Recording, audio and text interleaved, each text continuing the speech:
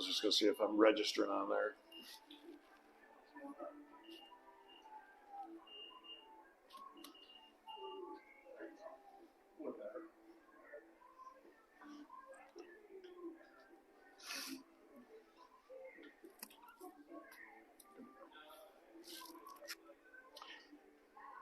And good evening, everyone, and welcome to Nivett Media Sports live coverage of the Section 2 Class C high school football semifinals. Granville-Whitehall on the road to take on Cobleskill-Richmondville. It's the Bulldogs, the #1 seed, and Granville-Whitehall, the #2 seed out of their division, getting ready to go head-to-head here tonight on Nivett Media Sports. I'm Keith Harrington. I'll have the play-by-play call this evening. Tonight's game brought to you by Telescope Casual Furniture Manufacturing in Granville for over 100 years. Voted the ICFA Manufacturer of the Year in 2019, 2021, and 2022. A family-owned and operated business focusing on comfort, style, quality, and world-class customer service. That's Telescope Casual Furniture. The captain is going over for the coin toss out to center field right now. What a beautiful facility here at Cobleskill-Richmondville. I had not previously been here for a football game. I have been here for softball over across the way to our right a little bit when I was coaching travel ball. Fall ball, we played here quite often. And this should be a great one. The Bulldogs coming in here unbeaten, 8-0 on the season. And GW coming in here after their best season in many, many years at 7-2. And looking at the stats for Cobleskill-Richmondville, they are led by their outstanding running back, Kyber Henry.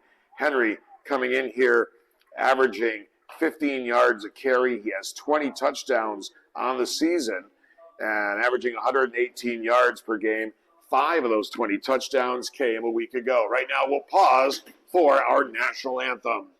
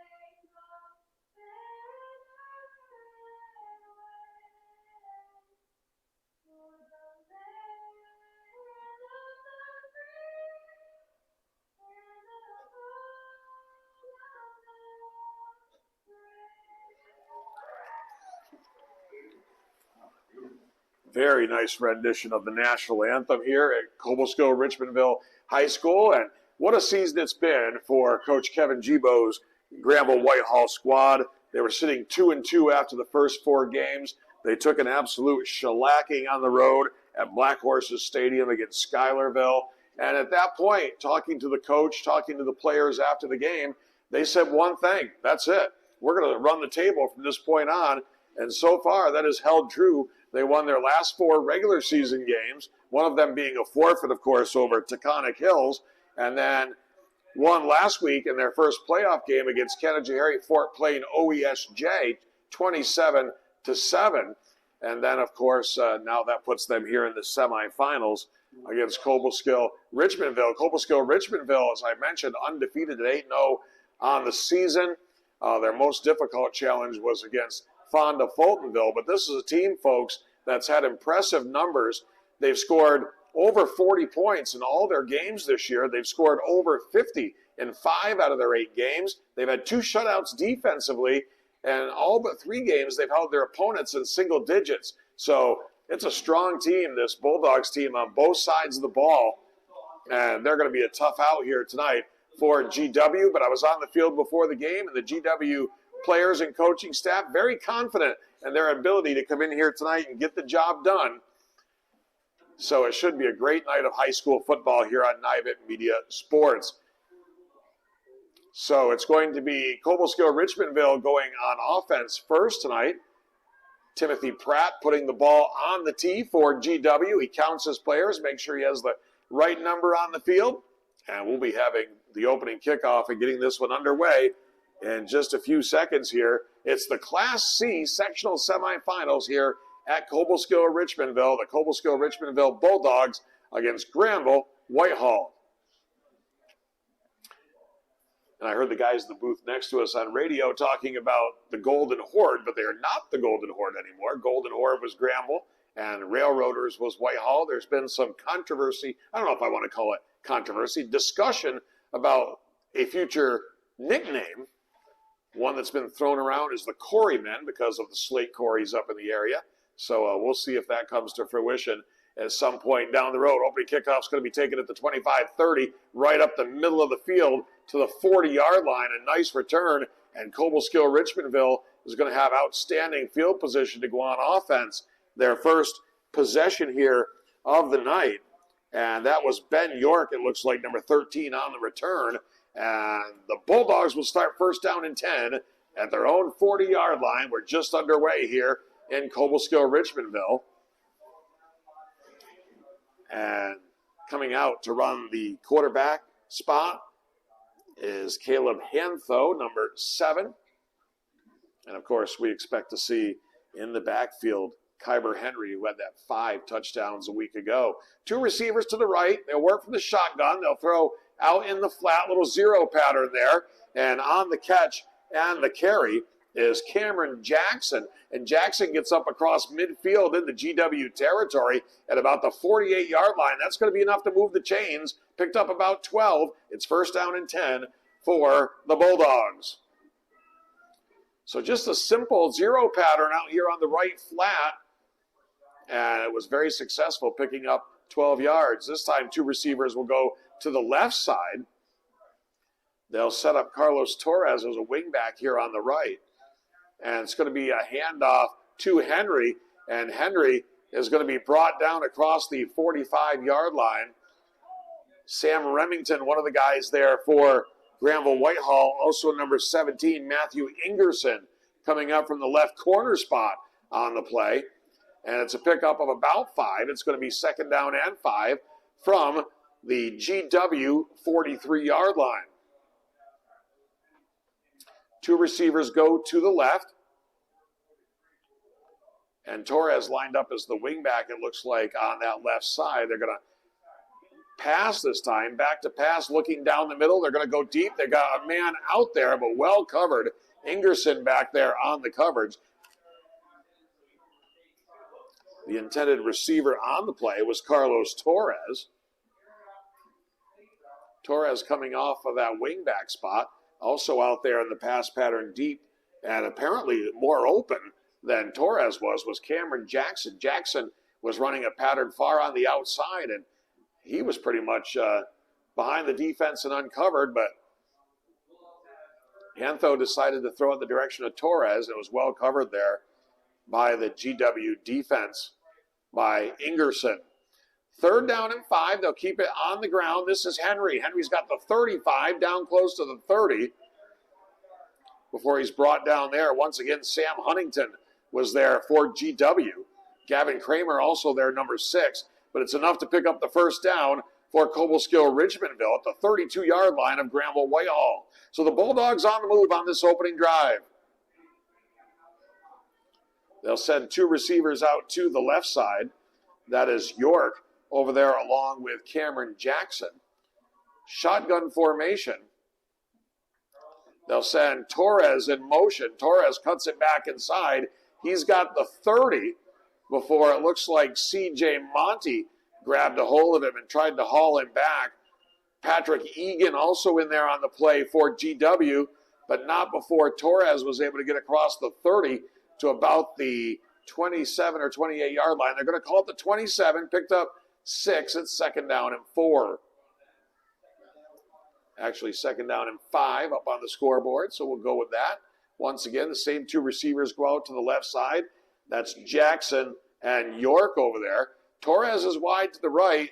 Henry is in the backfield, and they'll throw out in the flat on the other side. Very similar play to they ran earlier, but a big hit. That's Timothy Pratt coming through and putting the hit on. A pickup of a couple yards on the play. It's going to be 3rd down and 3, but it looked like Torres had some running room, but Pratt came up and laid the wood on him for a big hit for GW. Nice GW contingent over along the far side, filling in the bleacher section over there. And coming up on 8:50 to play here in the opening quarter. No score. It's 3rd down and 3 for the Bulldogs.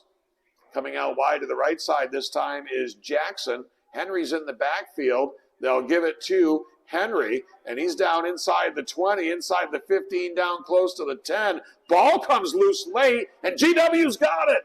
And they're going to take over on the fumble recovery. So the first big break of the ball game here goes for Granville-Whitehall, as the Bulldogs were seemingly moving down the field at an unstoppable pace, but they stopped themselves with the fumble, and GW is going to take over on offense. So a very big break for Granville-Whitehall, and they're going to take over at the 17-yard line. It looks like, or actually, it looks like it's going to be the 11. So just up across the 10. Yeah, the 11-yard line. Trey Mason, the quarterback, calls the signals. And he'll go out to pass on 1st down, and he'll throw out in the right flat. And it's going to be incomplete. The intended receiver over there was Jackson Torres, number 11. And it's going to be 2nd down and 10 coming up for GW at the 11-yard line. So let's see if GW can take advantage of the turnover by the Bulldogs. When you come in an underdog like GW is here tonight, that's exactly what you want to have happen early in a ball game to gain some momentum. Mason's going to come down the line on the option, going to make the pitch. Here's Monty. Monty's got the 15, turns the corner, 20, 25, takes on the tackler and gets knocked out of bounds on the near sideline. Well, the Cobleskill-Richmondville Bulldogs are going to get to know C.J. Monty very well before this night is over. They're going to get a steady diet of him, just like GW is going to get a steady diet of Kyber Henry. The ball up across the 25 to the 26-yard line of GW, 1st down and 10. Monty did it all last week as he intercepted a pass. He's done it all this year, really. He's intercepted passes, he's thrown touchdown passes, and he's in trouble on this one, as it was an option play that did not develop. Looked like some confusion in the GW backfield, and it's going to be a big loss of yardage on the play after picking up a 1st down. It goes back inside the 20-yard line to the 19. They've got to get out across the 35 to about the 37 for a 1st down. So they're looking at 2nd and about 17 or 18 here. Haven't seen a lot of the option run, some new wrinkles in that GW offense. They have not really been much of an option team this season. Pratt comes out to the left side along with Brandon Beaver. Looks like Barber to the right side. Mason to throw over the middle. It's the in cut. The ball comes loose, and GW picks it up. And they're going to get the 1st down or close to it anyway. It was Timmy Pratt hustling downfield to pick it up, but a great deep slant pattern to Tommy Barber and thrown perfectly by Trey Mason. And I like what I'm seeing out of GW early on here. You know, they've not been a big passing team. We haven't seen a lot of option, and they've gone both those routes here early, and they've both been successful. And it is going to be a 1st down after Pratt picked up the ball that came out of the hands of Barber. So 1st down and 10, GW. They'll keep it on the ground. This is Monty, and he's caught behind the line of scrimmage. And that looks like it was Kyber Henry that came through to make the play, showing that he can do it on both sides of the ball. It's a loss of a yard on the play. It's going to be 2nd down and 11 for GW. If you're GW, you know, you see how explosive this Cobleskill-Richmondville offense has been. multiple games over 40, 50 points. So anytime you get the ball, you got to put together long drives and keep that offense off the field. Here's Mason to pass, wants to go to Tommy Barber, one-handed grab across the 40 to about the 42-yard line. What a snag by Barber. Ball was just a little bit out in front of him as Mason was being forced to roll out. I think it was a design rollout, was being forced to, throw that ball under some duress. And what a big catch by Tommy Barber. Picked up about 5 on the play. It's going to be 3rd down and 6. Football lying at about the 42-yard line of GW. That's the kind of thing they've got to do to keep drives alive tonight. Make big plays like that and keep this explosive Bulldog offense off the field. Mason on 3rd down. He's got heavy pressure from the blind side. He goes down, and he set the football down. They're going to say he was down. And some nice sportsmanship there as it was Kyber Henry that came through. No, it was actually number 20, not 28. It was Landon Husslander. And Husslander, though, with some nice sportsmanship, helping Mason up. You like to see that. And it's going to be 4th down, and expect to see GW punt here after the big sack by Husslander. And standing back at the 40-yard line, it looks like it's going to be Henry. And Trey Mason will do the punting here for GW. So GW could not take advantage of the fumble recovery. And this is a low liner of a kick. And it's going to go out of bounds somewhere across the 40, between the 40 and the 45. It looks like they're going to say it went out of bounds at the 43. And Mason's a good punter, too. That was just not one that he was able to hit squarely. And it's going to be Cobleskill-Richmondville going back on offense. 4:41 to go here in the first quarter. No score. Both teams have had a possession. Granville-Whitehall forced to punt it away after a couple of first downs on that drive. Cobleskill-Richmondville was moving down the field. Got it down inside the 15, close to the 10. They fumbled the ball away. Here's the handoff. Henry, it's going to be a little counter back the other way for Torres. Torres has 45-40, breaks loose down the sideline. Huntington's going to race down the right sideline and pull him down from behind at about the 21-yard line. But a nice little counter play there by the Bulldogs of Cobleskill-Richmondville. Handed off to Henry, who I'm sure GW is putting a lot of defensive attention to. And when you run it back on the counter to Torres, very successful. And they were trying something similar, but here's Timmy Pratt in the backfield, and he's going to pull down Torres behind the line of scrimmage back at the 25-yard line. A loss of 4 on the play is going to be 2nd down and 14. I'll tell you, Sam Huntington had a great game a week ago against Canada-Harry Fort Plain, and he is picked up right where he left off last week. Had a couple of big plays, including a touchdown-saving tackle already in this game. 2nd down and 14. Rain coming down and coming down hard. Here's Henry. Henry cuts it inside, breaks free. Down inside the 10. Down inside the 5. And touchdown! It's going to be a 25-yard touchdown run for Kyber Henry. It comes with 3:30 to go in the opening quarter. And it's going to be 6-0 Cobleskill-Richmondville.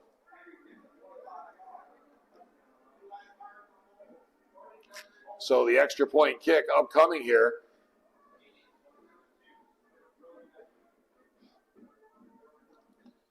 And the kick is up, and the kick is good. Doing the kicking for Cobleskill-Richmondville. Number 32, it looks like, Brody Becker. And the extra point is good. 3:30 to go here in the opening quarter from Cobleskill-Richmondville. Our score, Cobleskill-Richmondville 7 and Granville-Whitehall nothing. Tonight's game here on Nivet Media Sports brought to you from the Telescope Casual Furniture Broadcast Center. Brought to you by Telescope Casual Furniture, manufacturing in Granville for over 100 years.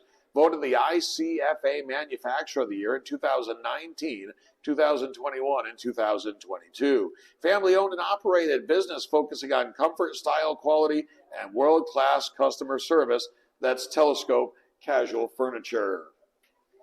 So, a 25-yard touchdown run from Kyber Henry, and the extra point kick by Brody Becker, and it's 7-0 Cobleskill-Richmondville.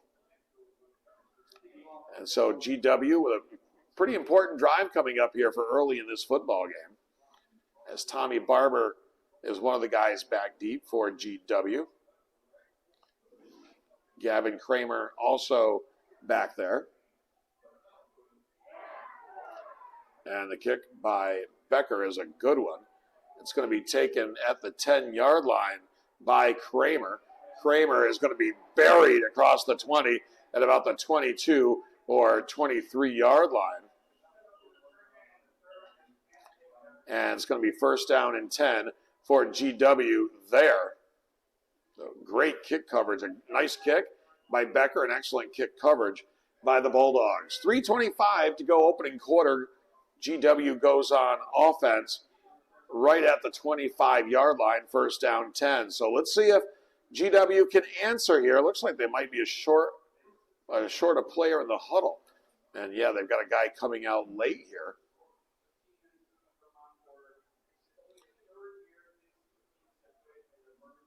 So it's first down and 10. Barber's going to come out along with Torres here to the left side. Monty is in the backfield behind Beaver, and they'll hand off to C.J. Monty. And Monty with a good positive yardage up across the 30-yard line. Looks like on the bottom of the pile there for the Bulldogs was number 13, Ben York. Torres was also there. Carlos Torres, not to be confused with Jackson Torres on the GW side. Pickup of 5 on the play. Moves the ball up to the 30-yard line. It's second down and 5 for GW. Down 7-0 here, but as I said, an important drive here early in this game. It's going to be, I think, key that they have some long sustained drives and keep this Bulldog offense off the field as much as they can. Here's Monty. Monty up to the 35-yard line. Picked up positive yardage, and it's going to be enough to move the chains. They'll put it right at the 35-yard line. So a good start to this drive for GW as they are at the 35-yard line with a first down under their belt on this possession. Other semifinal game going on tonight. Fonda Fultonville is at Black Horse Stadium to take on Schuylerville. Here's a pitch to the right from Monty. Monty across the 40, knocked out of bounds on the far sideline. And Cobleskill-Richmondville, just as Granville-Whitehall is finding out tonight about Kyber Henry, they're going to find out that GW and Chad Monty is a tough guy to bring down. We saw the one run last week against Canajoharie Fort Plain where his jersey literally got ripped off his back, and yet he broke tackles and went on a long touchdown run. So, you better bring the house if you're going to get him brought down, because he's a tough guy to handle, no doubt about it. A pickup of 7 on the play. It's second down and 3. They'll go inside to the fullback this time. Brandon Beaver, I believe.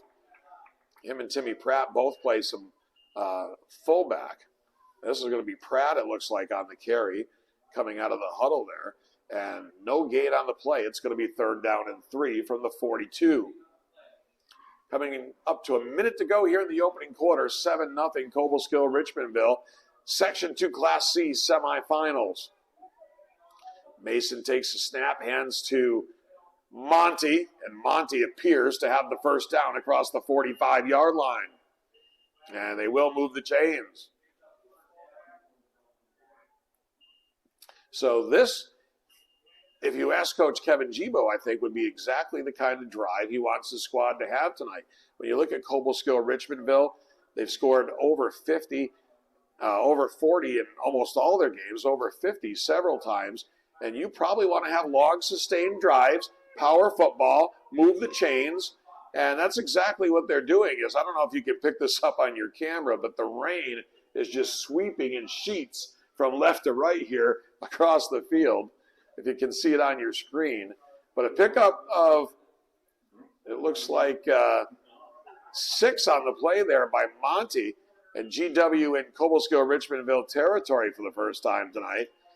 And we have come to the end of the first quarter of play here at Cobleskill High School, Cobleskill-Richmondville High School. At the end of one quarter, it's Cobleskill-Richmondville 7 and Granville-Whitehall nothing.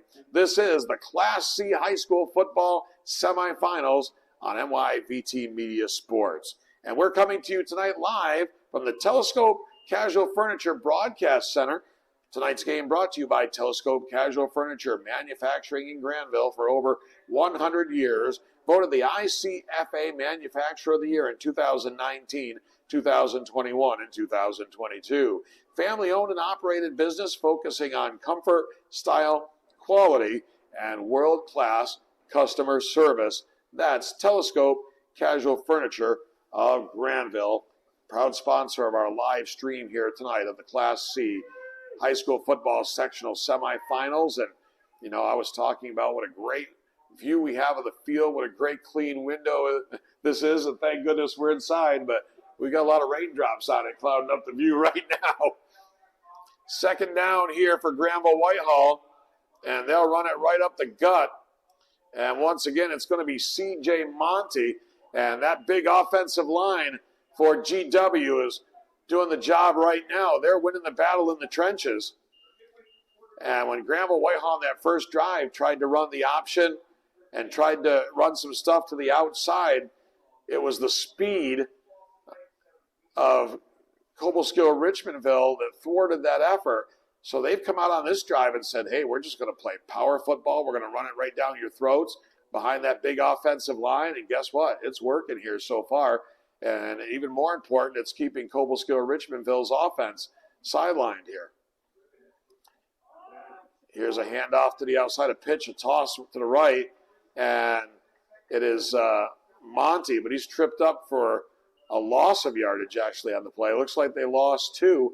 And I understand it. You know, you've got to, you know, when you're running the power football right up the middle, you've got to keep that defense honest, and you got to try to toss one outside every once in a while, and that was the shot at it for GW. They're now going to readjust the marker over there. They're going to put the ball down right down on the line of scrimmage at the 42-yard line, so it's going to be second down and 10. But, hey, you got to keep the defense off balance, and I think that was a good call there to toss it outside and try to keep them honest. And now we'll see if they go back to the power attack. No, it's going to be Mason going up top and just out of the reach of the outstretched arms of Tommy Barber here on the new near sideline.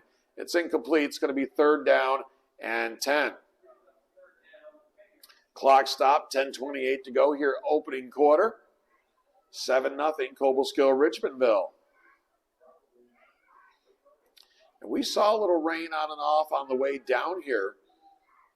And now we're getting it here, and it's raining harder here than it rained on our trip down at the moment. Beaver and Pratt go out to the left side. 2 receivers here on the near side. Monty in the backfield. Looked like a design run for Trey Mason, but a run blitz coming, and coming right up the middle for the Bulldogs was number 26, Nate Cadlick. And he gets a huge, huge defensive play there. Looked untouched. Nobody got a block on him at all. And Cadlick takes down Mason on the other side of the midfield stripe on the GW side. An obvious punt situation coming up here for GW. And dropping back to receive, it'll be Kyber Henry. And Trey Mason, once again, to do the punting here for GW. It's a low snap. Mason hits this one, and once again, it's a low kick toward the sideline. It's going to go out of bounds somewhere near the 35, and it's going to be a pretty good starting position for Cobleskill-Richmondville. Already leading 7-0 and going back on offense with 9:40 to go here in the second quarter. So they're going to actually spot it upfield a little bit. I said it looked like it went out around the 35. They're going to put it in play around the 40 looks like maybe the 39. So this is going to be good field position and a very crucial drive here for the GW defense. Already down 7-0, and they don't want to fall further behind. And with this rain, it's going to get tougher to score as the night goes on, I think. And they throw this one out in the flat, and looks like the play was blown dead. It was for a false start.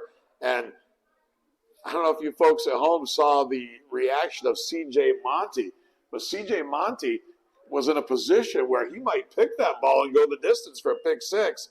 And he heard the whistle blow. We can't hear it in here. But I was saying to myself, why is CJ not taking that ball? It looked like he could pick it. And it's because he had heard the whistle and heard the play blown dead. So maybe a bit of a break, even though they didn't want to lose 5 yards and have it be a 1st and 15 situation. But it might have worked out all right for the Bulldogs. So 1st down and 15, ball at the 35-yard line. They'll keep it on the ground for Henry. Henry cuts back, weaves, darts, inside, outside, and gets up to about midfield and looks to have a 1st down for the Bulldogs. And there's a flag down. So initial indication, a holding call on Cobleskill-Richmondville.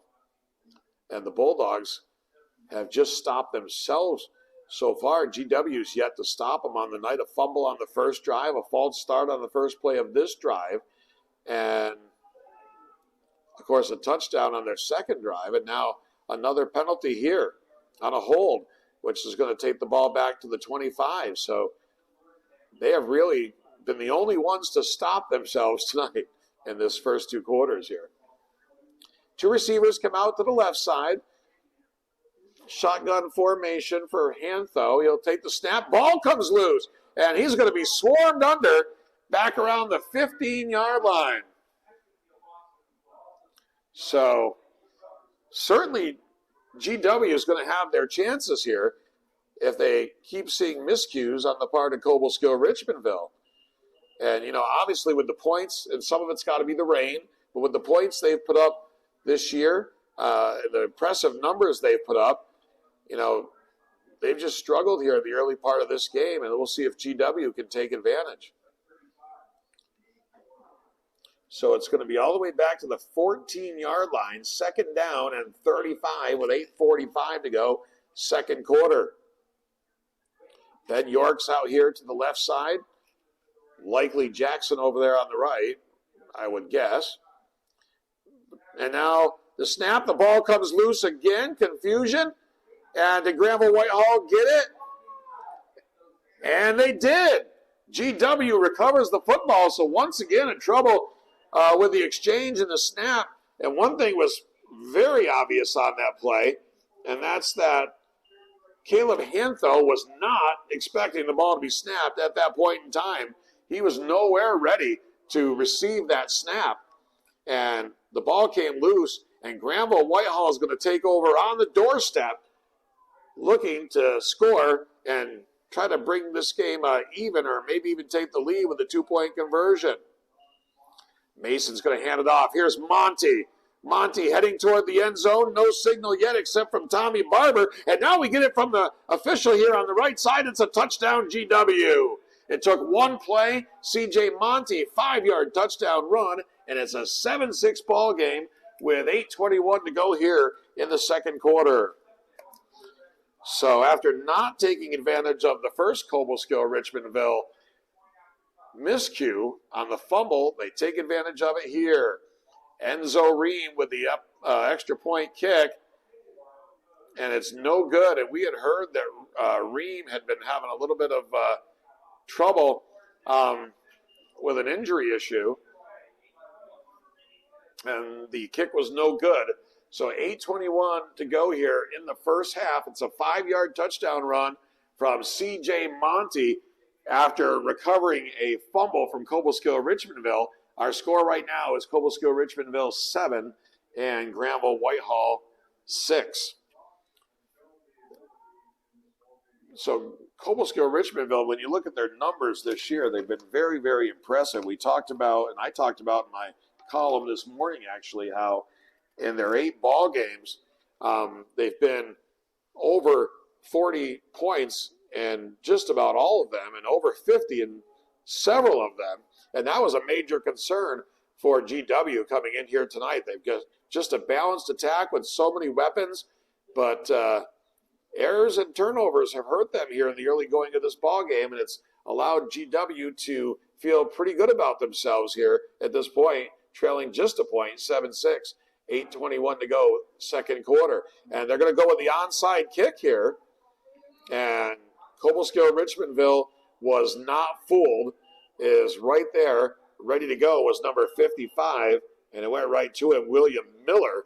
So now you're going to give Cobleskill-Richmondville some really good field position when you have them a little bit rattled. You know, this might get them back on track here, taking over at their own 47-yard line. York goes out to the right side. There's another receiver here on the left. That looks like Eli Barr, number 6. They'll keep it on the ground for Henry, and Henry gets across the 50 and takes a hard hit there from Brandon Beaver.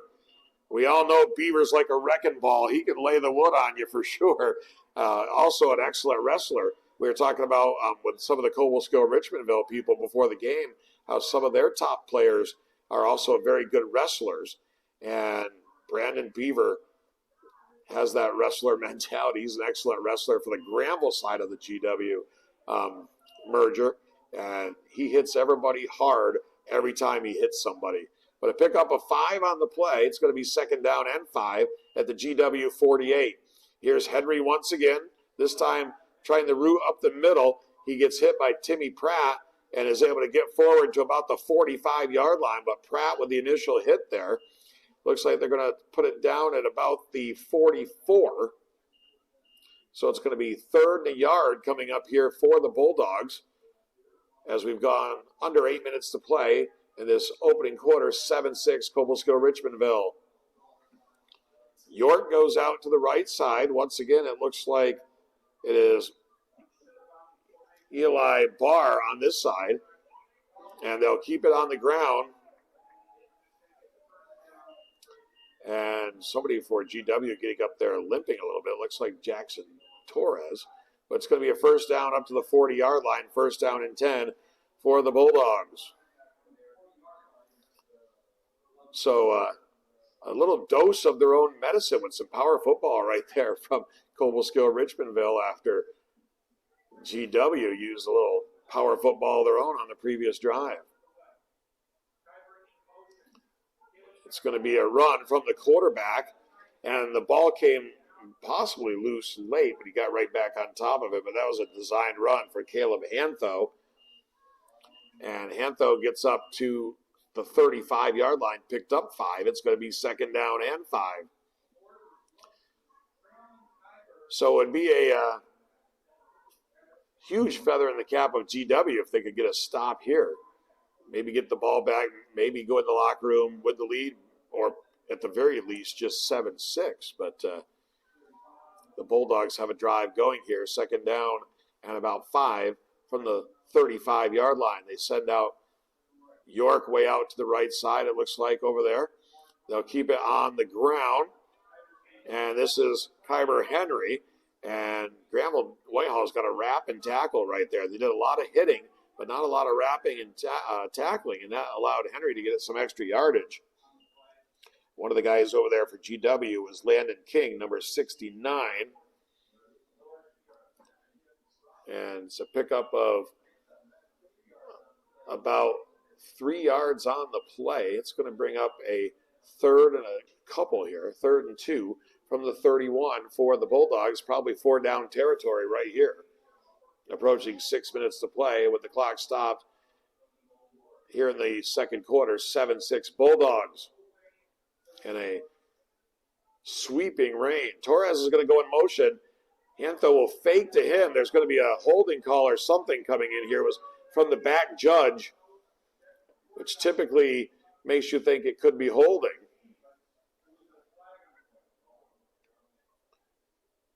And we'll wait for the signal from down on the field.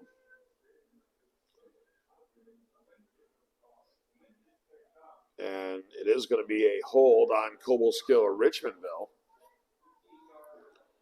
And that's going to push the ball back to the other side of the 40 at the 41-yard line.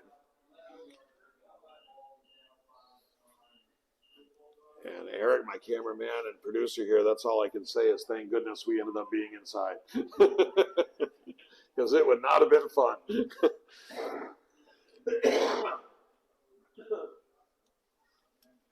Hantho out of the shotgun, going to keep it himself. Has the 40 up to the 35, shoved out of bounds. Jackson Torres was there for GW. Also there was number 52, Patrick Egan. But it's going to be 4th down and about 3 coming up here. So a very big play here in the second quarter of this game. A 7-6 lead for Cobleskill-Richmondville. 4th down and about 3 coming up. The ball just across the 35 at the 34-yard line. So this play right here is really going to determine what's going to happen here late in this half. Either Cobleskill-Richmondville is going to keep this drive alive, or GW is going to have a chance to get a stop, get the ball back, and see if they can't take the lead before the break. Receiver to the right, receiver to the left. Hantho, low snap. It's going to go to Henry. Henry's got the corner, gets outside, down the right sideline. He's going to score. Touchdown, Cobleskill-Richmondville. It's a 33-yard touchdown run from Kyber Henry. And I talk about this, it seems to be every week.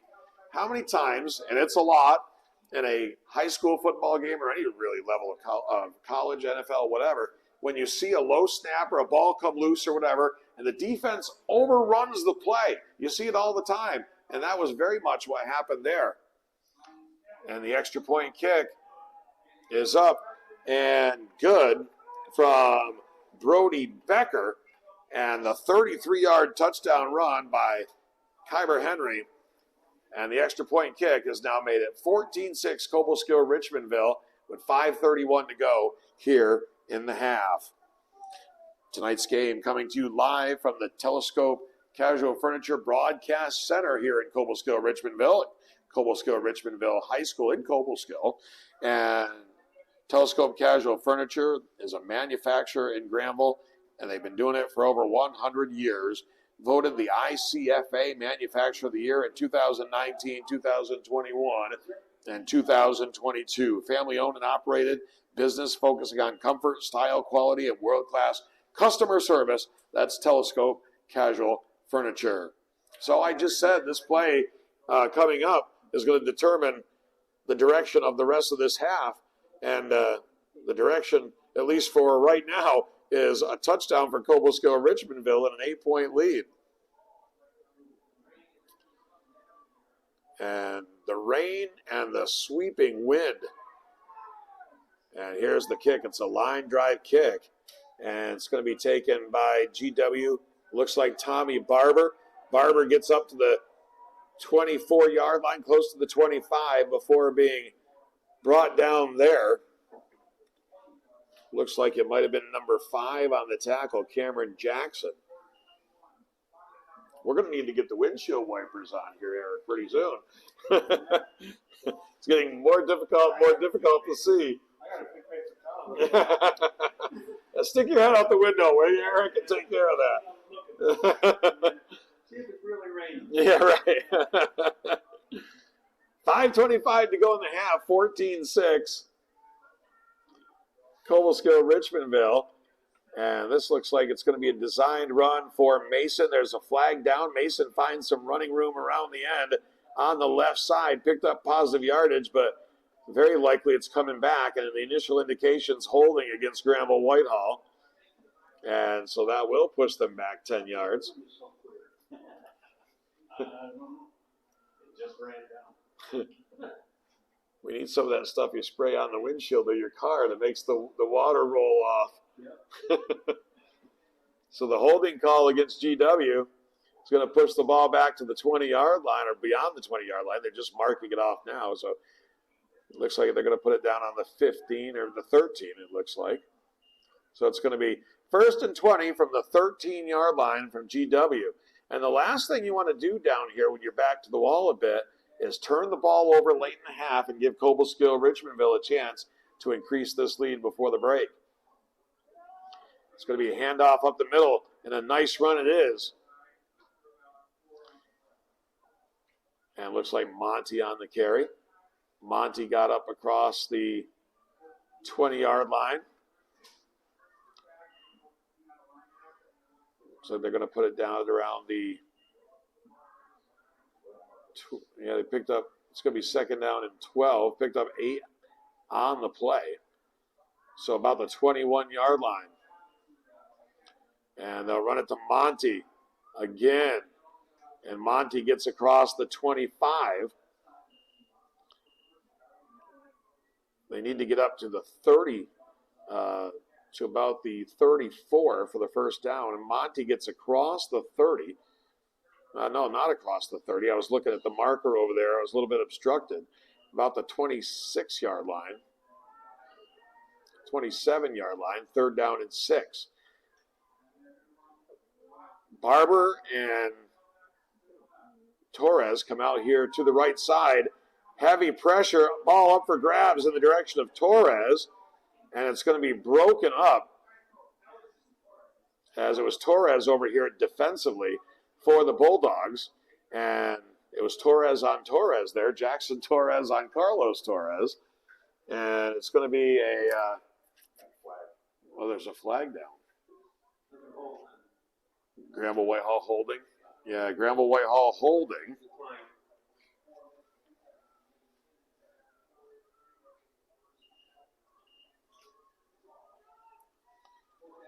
Here's the plan. Eric, I'm going to grab you by the ankles, and you're going to stick your head out the window with a paper towel. Yeah, we understand it's difficult to see right now, but if you were here, you'd understand a little bit. We're inside. It's just the window in front of us. It's pouring, and it's windy. And it's going to go out of bounds here on the near sideline after the punt. And Cobleskill-Richmondville is going to have good field position again and look to increase their lead before halftime. This is going to be a very big possession right here.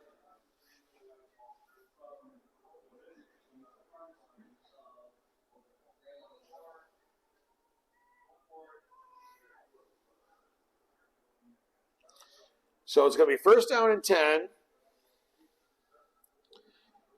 for the Bulldogs. They'll take over at the 42-yard line of GW after the punt. And they're going to fake it to Henry. And breaking free and getting down across the 35-yard line is the quarterback, Caleb Hantho. And it looked like GW really had a chance to get him much earlier than that. They just did not wrap and tackle. And Hantho really made something out of what looked like it was going to be nothing right there. Give him a lot of credit for the second effort on the play. And it's going to be second and very short, second and about a yard.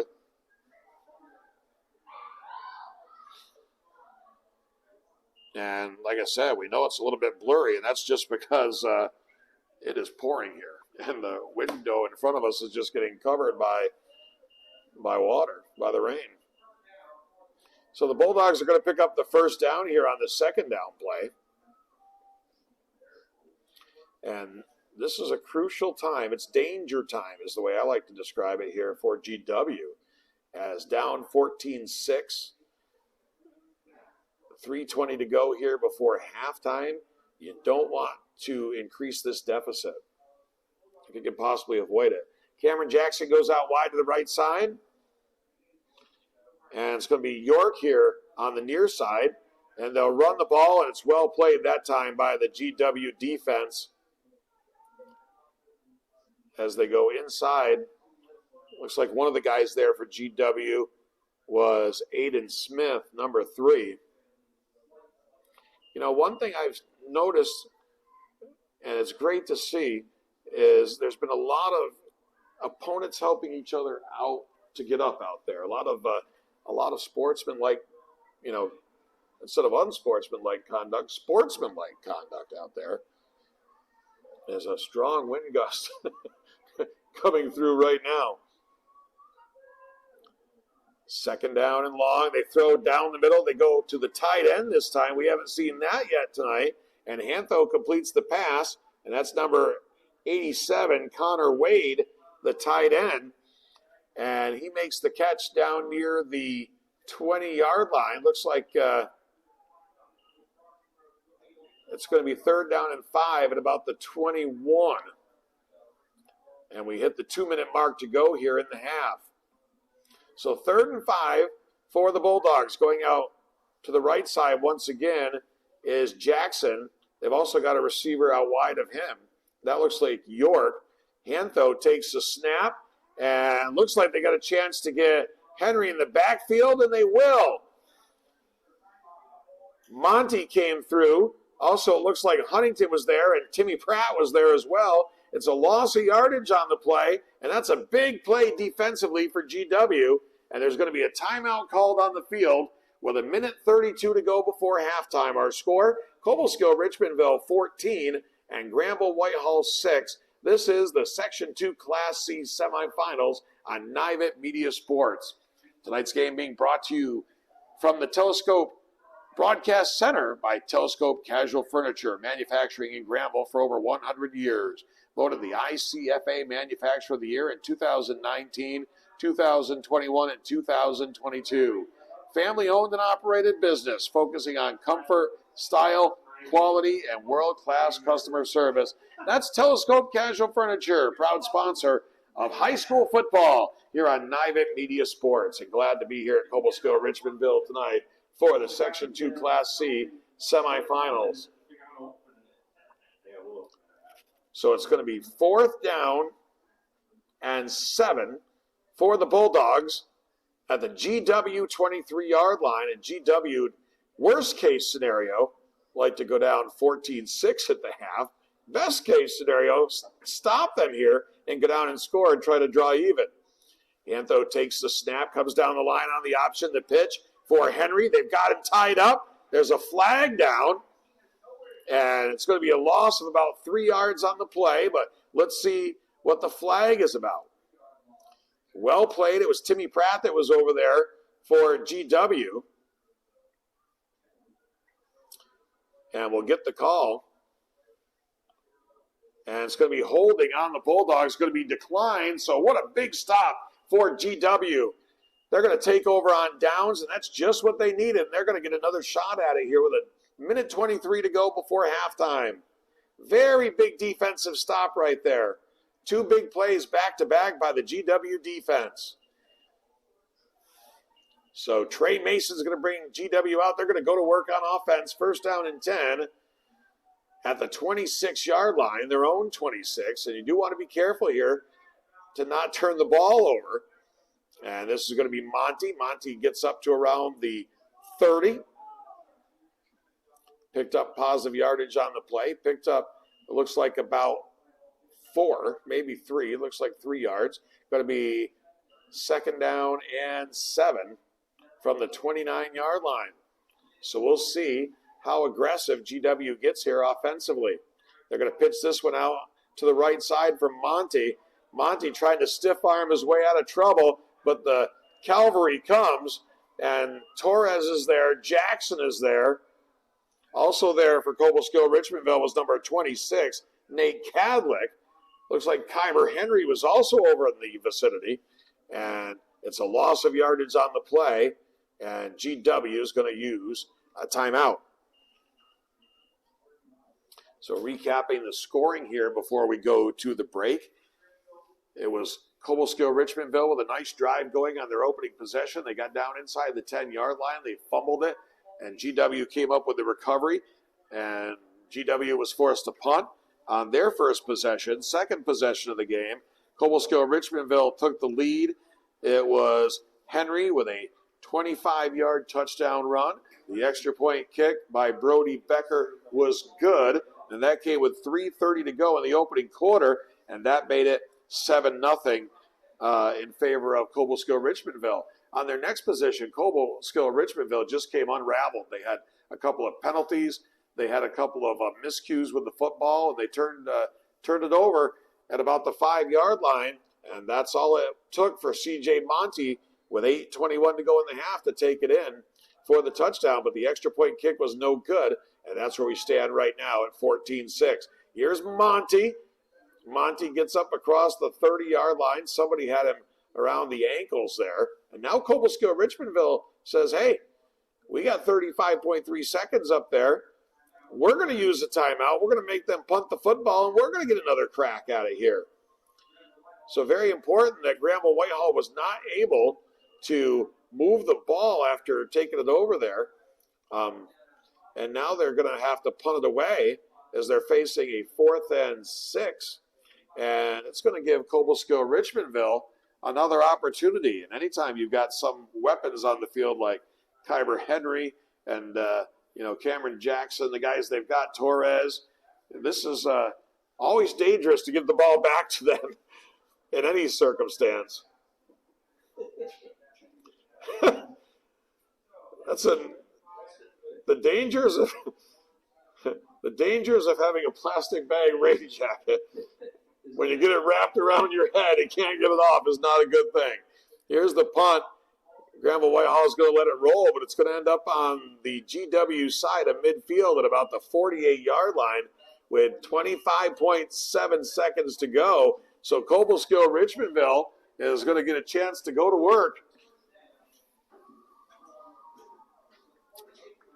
with a short field to work with. So we expect to see Caleb Hantho going up top here. He's got a lot of weapons to choose from, as we know. They're going to bring the tight end here to the sideline, Wade, which means they're probably going to stack the field with wideouts and look to go downfield here. And they have 2 receivers to the left and 2 to the right. Shotgun here for Hantho. Takes the snap, goes back to pass, goes down the middle, or actually down the right side, incomplete, well covered over there defensively. And it was Cameron Jackson over there, the intended receiver. And it's going to be 2nd down and 10 with 21.3 to go. So, just as we predicted, Cobleskill-Richmondville with that 14-6 lead. Going up top here. Trying to get a last-second strike before the break. And Granville-Whitehall will get the ball coming out as Cobleskill-Richmondville had the ball first. Looks like the rain has died down a bit, but the wind is still an issue. Once again, 4 wide, 2 to the right, 2 to the left for the Bulldogs. Shotgun for Caleb Hantho. Back to pass, look left, goes right. All kinds of coverage down there, but a back shoulder throw and it's caught. And it was number 32 on the catch, and that is Brody Becker. And Becker makes the catch down inside the 20, near the 15-yard line. Clock running. They're out of timeouts, evidently.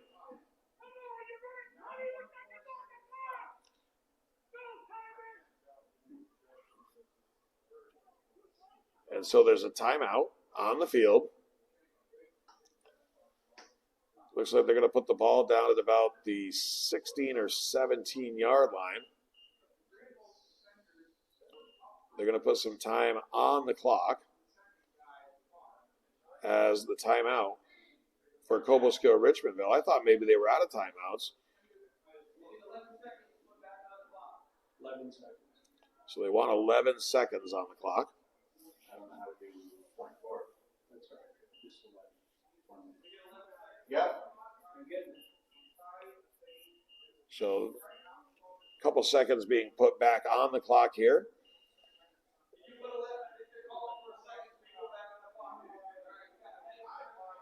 All right, so 20 seconds. They wanted to add 11 to the 9.4. So there'll be 20 seconds on the clock. Or maybe they actually want 11 seconds on the clock. So they want the clock down to 11 seconds. That's not the way they said it, though. When they said it, they said, put 11 seconds on the clock. 11 plus 9 is 20 by my math. And now we got it. So 11 seconds left, ball at the 17-yard line, 1st and 10 for the Bulldogs. They lead 14-6. Anthem back to pass. Look left, goes down the middle. Incomplete. Overthrows the intended receiver in the back of the end zone. And now 4.5 seconds to go. So likely this will be the final play of the half. The intended receiver was Cameron Jackson.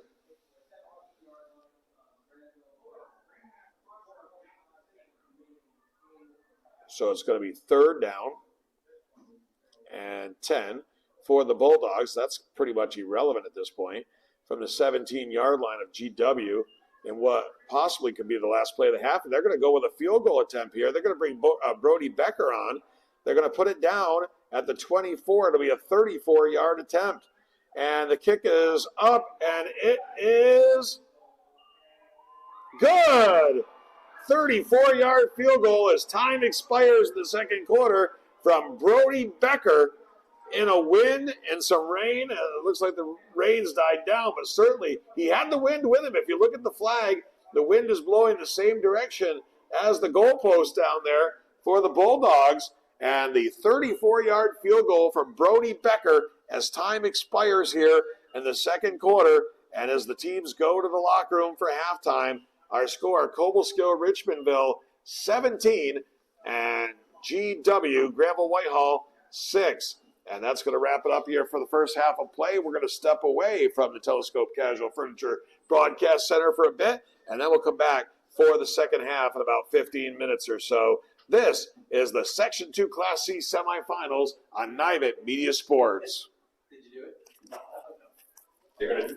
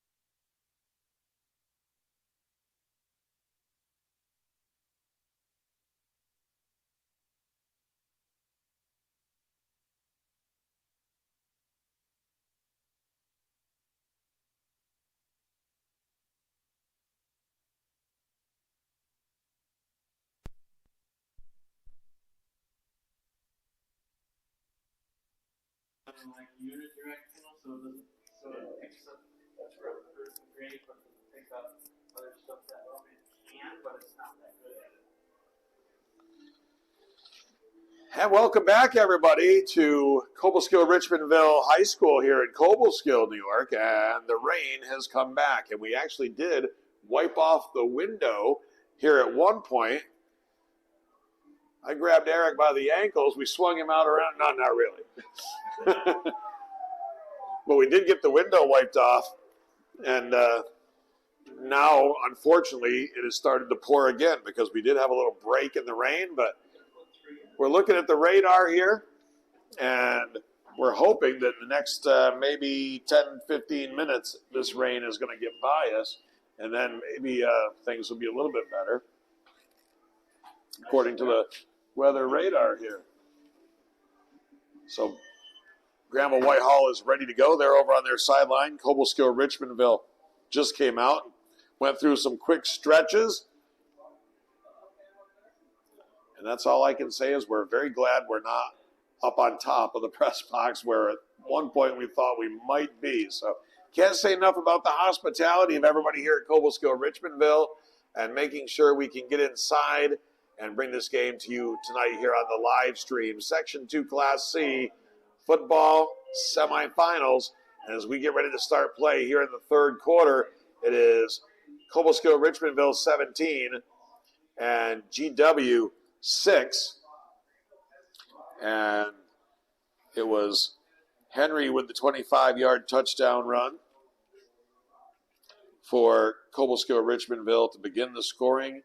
And then answering, it was a touchdown run of 5 yards away by C.J. Monty for GW. And then Cobleskill-Richmondville came down, got a score, took the 14-6 lead, and then got a field goal from Brody Becker as time expired in the second quarter. And they go to halftime and come out here in the third quarter with a 17-6 lead. But GW is going to get the ball first here in the third quarter, and I think it's going to be a pretty important drive for Granville-Whitehall. Is, you know, they've got to cut into this 17-6 deficit without giving the football back to the Bulldogs here and having them have an opportunity to increase their lead. Tommy Barber and Gavin Kramer back, it looks like, for GW. Brody Becker with the kick. It's a good kick. And it's going to be over the top of the head of both Kramer and Barber. And it's going to go into the end zone for a touchback.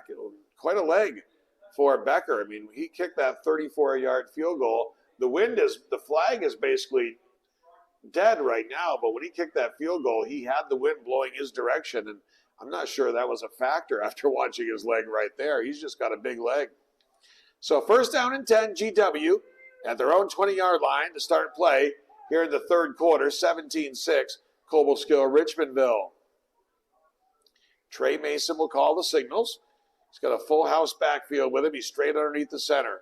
He'll take the snap, and they'll go to the handoff inside. They pick up 6 yards or so. And C.J. Monty once again on the carry, with a couple of blocking backs in front of him leading the way there, Tim Pratt and possibly Brandon Beaver. They'll put it down just across the 25-yard line, give him 6 yards on the play. It's second down and 4 from the 26. Once again, full house backfield for GW. And once again, this is Monty. Wanted to get outside, looked like he had running room out here.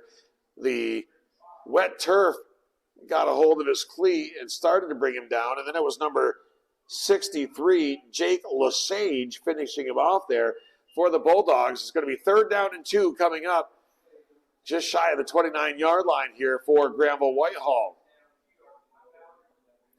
Mason calls the signals, hands it through once again, fake the fullback, and they're very close. Trey Mason's pointing like it's a first down, but it looks like they've put 4th up there. No, he's going to be short. And really not much of a gain at all on that play. Football still just across the 29, knows the football half a yard from the 30. So it's going to be 4th down here, and it would be awful early to gamble here in this third quarter, but GW looks like they might do that. They certainly have had success power running it. They are going to go for it here unless they're going to try to draw them off sides. It's a quarterback sneak for Mason, and they're still moving the pile, and it looks like he's going to have the first down. So a bit of a gamble, but hey, it's the playoffs. It's the Class C semifinals. You're down 17-6. You got to take some chances, and that one pays off for GW as they're going to have a first down at their own 32-yard line. The old Herm Edwards, you play to win the game, right? It's the playoffs, and even though under normal circumstances you would not go for it there on fourth down, you're down 17-6. You haven't had a whole lot of success stopping Cobleskill-Richmondville. Most of the time, the Bulldogs have stopped themselves when they have been stopped with penalties and turnovers. So I like the gamble, and it paid off. Here's Monty, and he's hit immediately behind the line of scrimmage. And was number 63 once again making the play, Jake Lesage. And looks like maybe a slight gain on the play. They barely moved the marker over there. Going to call it second down and 10. Might be 9 3/4. And they're going to run Mason this time. Mason looks to get outside, turns the corner, gets positive yardage, gets across the 35, up close to the 40. So a designed run that time for Trey Mason. And looks like they're going to move the marker not as far as I thought. Looks like he was out of bounds over there. Must have stepped out of bounds just shy of the 35-yard line. So it's going to be 3rd and 7 coming up here, it looks like.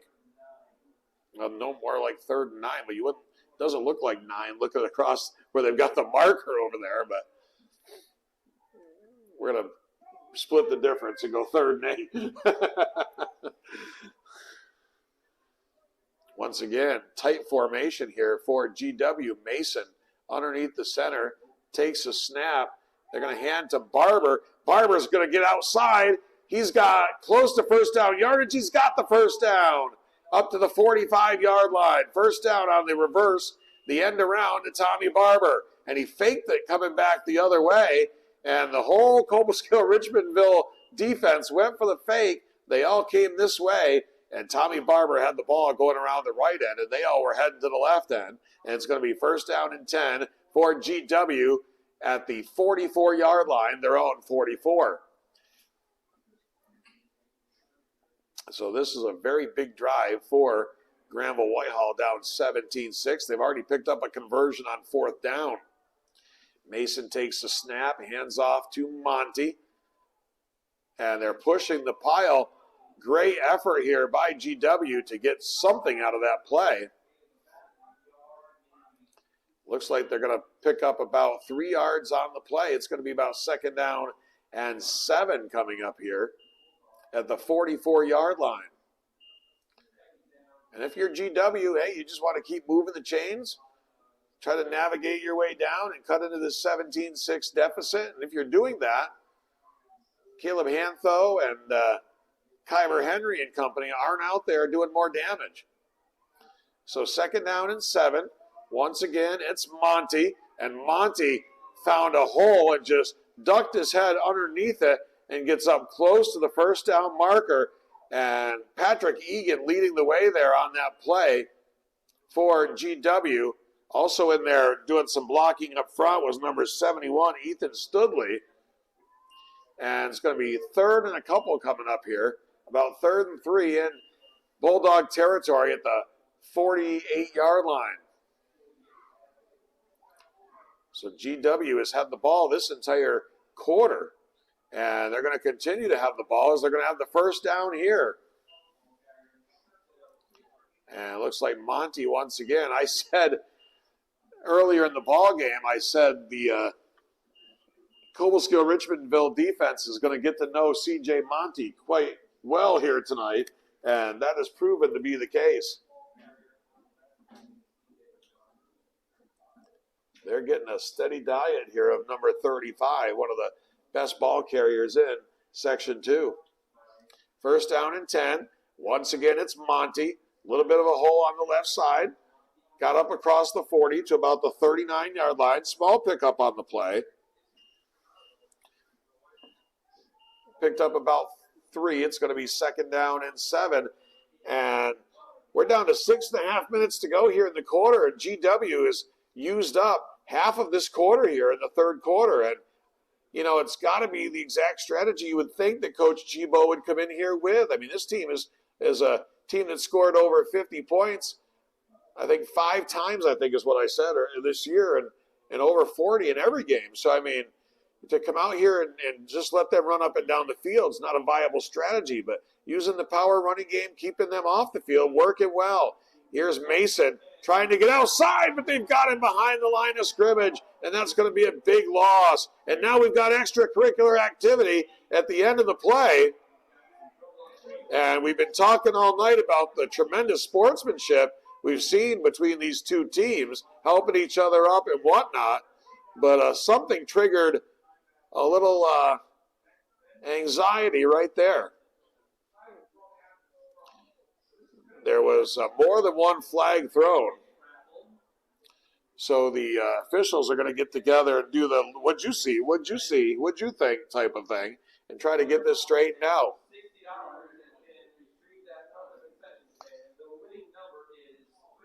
And the head referee is coming over to the Cobleskill-Richmondville sideline to talk with the Bulldogs staff.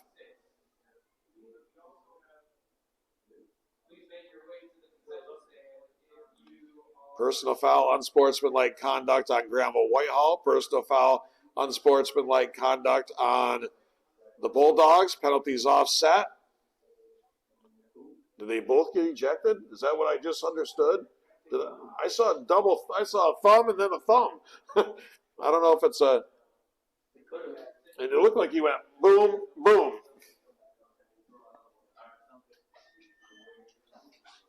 Now the head referee going over to Kevin Gibo over on the other side. I haven't seen anybody necessarily come off the field yet, but he gave definitely thumb signals.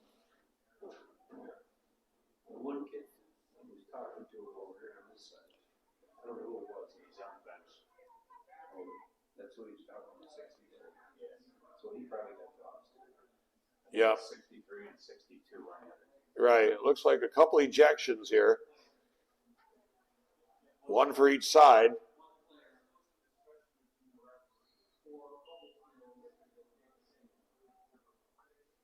Looks like there was an ejection possibly from each side.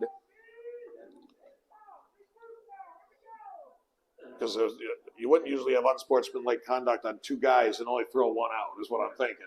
And it looked like he did the double thumb pump when he looked up here to the booth. So all that out of the way.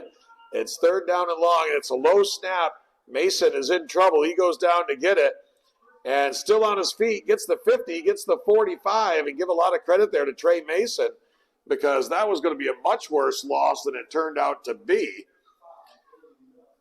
And it was number 55 on the tackle there, William Miller, the senior for Cobleskill-Richmondville. A very heavily senior-laden group here for Cobleskill-Richmondville. So it's going to be 4th and about 15 coming up at the 45-yard line for GW. Now they're going to move it ahead to the 43. So 4th down and about 13 from the 43-yard line. And GW is going to go for it. And we're down to 4.5 minutes to go.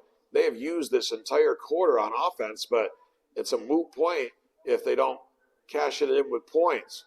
And they're going to run a little toss sweep here from Monty. And Monty's going to be forced out of bounds well short of the first down. And Cobleskill-Richmondville is going to take over on downs.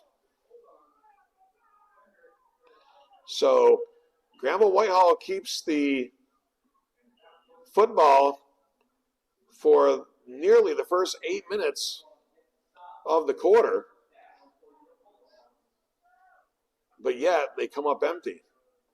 They kept the ball for 7 minutes and 37 seconds, but got nothing to show for it.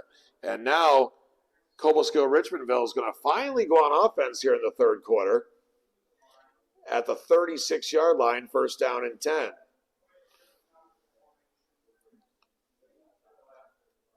You got two receivers out to the left side, a high snap. It's going to be Henry, and Henry's up across the 40-yard line. He's brought down by Brandon Beaver. But a nice pickup on the play there for Kyber Henry. Picked up about 7 yards, maybe 6. So it's going to be second down and 3 coming up here for the Bulldogs at the 43-yard line. York goes out wide to the left, a receiver here on the right side. Here's Henry once again. Henry to the 45, to midfield, brought down just across the midfield stripe. Has the first down. Jackson Torres on the tackle for GW, but not before Henry picks up a Bulldog first down just across midfield to the 49-yard line with 3.5 minutes to go here in the third quarter. 17-6, Cobleskill-Richmondville. So Caleb Hantho brings him up to the line of scrimmage. York goes out wide to the left side. Henry in the backfield. Hantho out of the shotgun. He'll fake to Henry, keep it himself. Dances and darts and breaks away and gets down inside the 40-yard line. It looks like he's got a first down at the 39. And there must be something about Hantho when he runs the football. That's about the third time tonight that he seemingly was going to pick up almost no yardage and suddenly comes out of the pack and ends up with a good gain.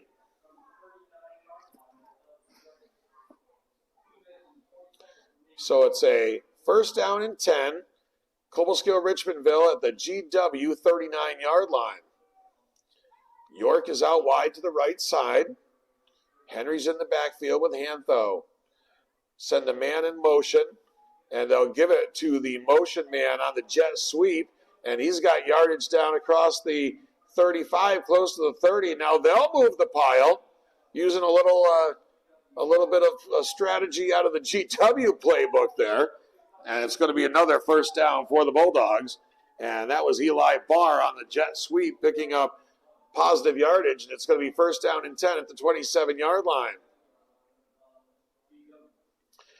And that was a great first drive of the second half that GW had, but here's the downfall of it. You didn't score. You're down 17-6, and now if Cobleskill-Richmondville goes down and scores here, because of your long drive, you don't have much time left to play catch-up. Hantho takes the snap. They're going to keep it on the ground, and beautiful defensive play coming up to make the stop, and the initial contact, I should say, was C.J. Monty. Looks like Sam Huntington also getting over there, and Tommy Barber. Pickup of a couple of yards on the play, up just across the 25-yard line. Pickup of 3. It's going to be second down and 7 for the Bulldogs at the 24.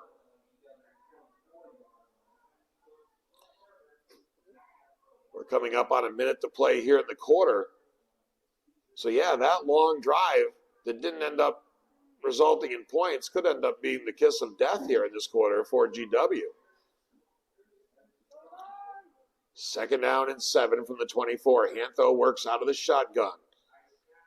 Fakes the handoff, throws down the middle. The tight end is wide open. And did he get to the end zone?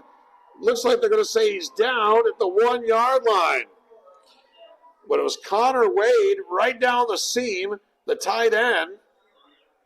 And they're going to say he's down just inside the 1-yard line. It's going to be first down and goal for the Bulldogs. The seconds winding down here in the third quarter. It's been a very quick third quarter because of that long GW drive.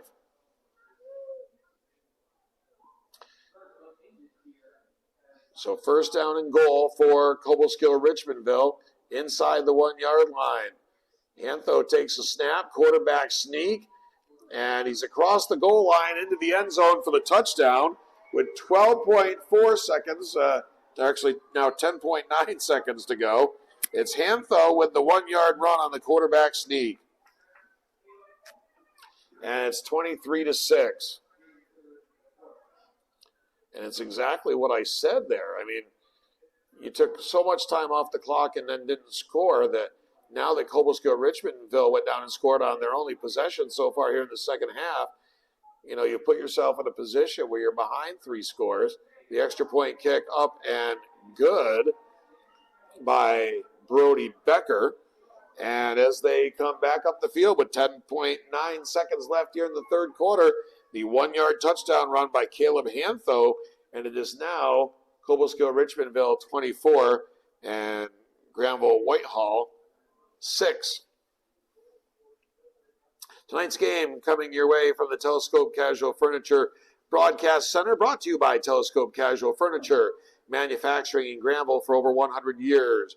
Voted the ICFA Manufacturer of the Year in 2019, 2021, and 2022. Family-owned and operated business focusing on comfort, style, quality, and world-class customer service. That's Telescope Casual Furniture of Granville. So the work cut out for them here. This was a 7-6 ball game, and now 17 points straight for Cobleskill-Richmondville. And GW has got their work to do here now, and they've not got a lot of time to do it. So Brody Becker with the kick. Looks like it's once again going to be Tommy Barber and Gavin Kramer standing back at about the 10-yard line here for GW. And here's the kick. It's going to be Barber at about the 11. Barber started up the middle, breaks outside, gets hit, and goes down short of the 20-yard line. It looks like it was number 28 down there on the hit, Kyber Henry. Henry, very similar to C.J. Monty in the fact that both of them do so much for their team on offense, defense, special teams. So they're going to put the ball down just across, or actually nose the football right on the 20-yard line, it looks like. Player being attended to for Cobleskill-Richmondville down on the field. Looks like it might be a cramping situation. So 4.2 seconds to go here in the third quarter. And Granville-Whitehall is going to need a big play to try to get in this ball game. And then, really you're in a situation now where you need 3 possessions. And a lot of that was the result of their own doing with that long drive. It was great that they had the long drive. I think, as we said, if you're Coach Gibo, that's what you want to do here. You want to have long drives and not give Cobleskill-Richmondville any more possessions than you have to. So I think it was an excellent drive for for GW, as they have the Golden Horde on the scoreboard here. Although we know they're not the Golden Horde. But anyways, good long sustained drive, just what you want to do, except Cobleskill-Richmondville came up with a stop on 4th down.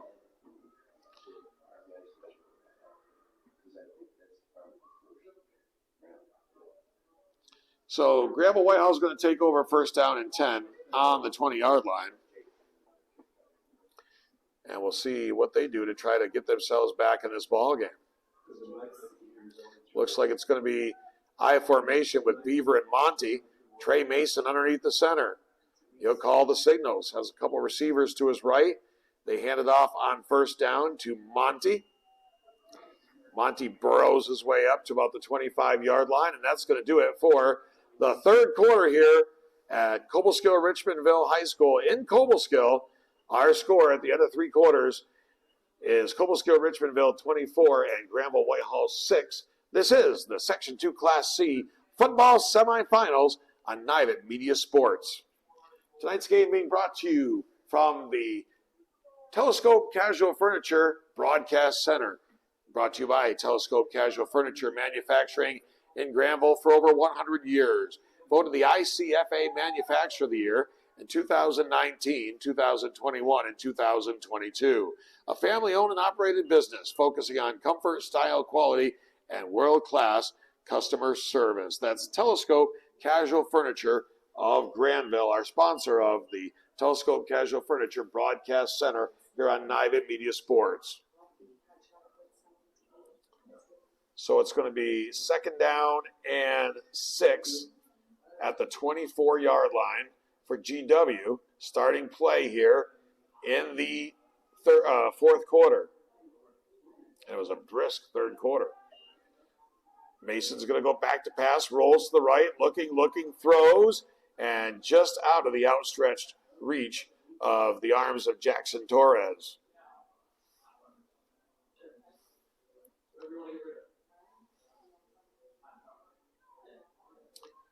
So 24-6 ball game. Granville-Whitehall will look to probably go in the air quite often on this drive, as they've got to score and score quickly. Down 24-6. They scored the touchdown that they scored when Cobleskill-Richmondville fumbled at the 5-yard line and GW recovered. Mason working out of the shotgun. Here comes the pressure right away, and I think he might have been hit as he threw. Either it slipped out of his hands or his arm was hit when he threw it, because it came out very awkwardly. And we know enough about the way Trey Mason could throw a football that's not the way he typically throws a football. We saw that deep slant earlier in the game to Tommy Barber that was a rocket. So either that slipped out of his hand or his hand was hit or something as he threw. So it's going to be fourth down, and Kyber Henry has gone back to receive the punt, and Granville is going to punt it away, Granville-Whitehall. And here's Mason with the kick. It's a low line drive kick. There's a flag down, and Henry's going to let it roll down inside the 40 to about the 38 or 39-yard line, but there is a flag. So let's see what that is. Is it going to give Granville-Whitehall the ball back? And yeah, it is. It's going to be a personal foul against Cobleskill-Richmondville. So it is going to give GW another opportunity here. Going to be a 15-yard penalty and some new life for Granville-Whitehall. So Cobleskill-Richmondville has been bitten by the penalty bug here a bit tonight, and had one drive where they were on offense totally disheveled, and they've still managed to come out of here with a 24-6 lead here in the fourth quarter. But it looks like it's going to be Schuylerville they're going to play next week, and having seen Schuylerville play this year, they're going to have to clean some things up in that ball game. As they were up, was it 30-something to nothing on Fonda at the half or something about 35-7 at the half. So Mason throws over the middle and almost a one-handed grab by Beaver, but it's going to be incomplete. Good effort there by Beaver trying to haul that one in. It's going to be second down and 10. So, you know, that tells you what Schuylerville's got, being ahead of a good Fonda team like that at halftime.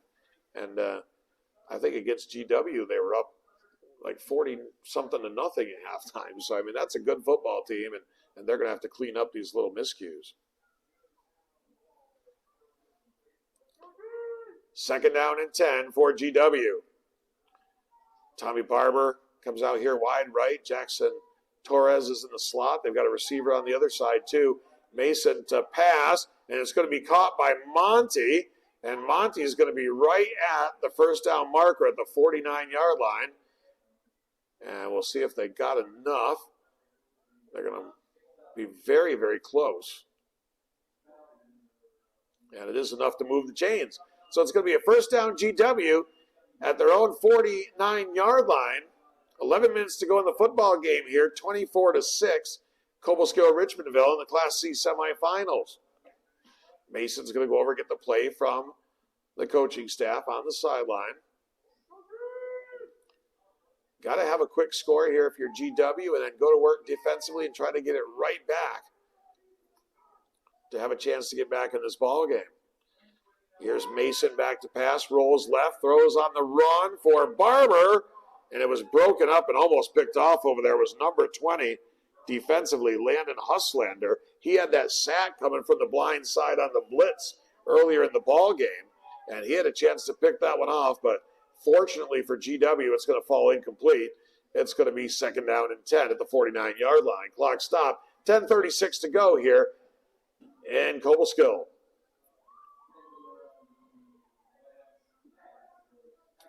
This time they're going to send Jackson Torres over on the left side. It's a tight formation, no wideouts here. Back to pass is Mason, has time, wants to go deep. He's got a man out there. It's caught. Down inside the 20 to the 15. It looks like it's Tommy Barber's favorite target over there. And he had a lot of room. He got behind the defender with room to spare. And Trey Mason put a dime right on the money. So they're going to put it down at the, looks like 8-yard line, 7-yard line, somewhere in that vicinity. And it's going to be first down and goal for GW. And they'll hand it off to Monty. And Mason coming through there, it looks like, was it 68, the first guy that got there? Dylan Gallagher. He got there barely.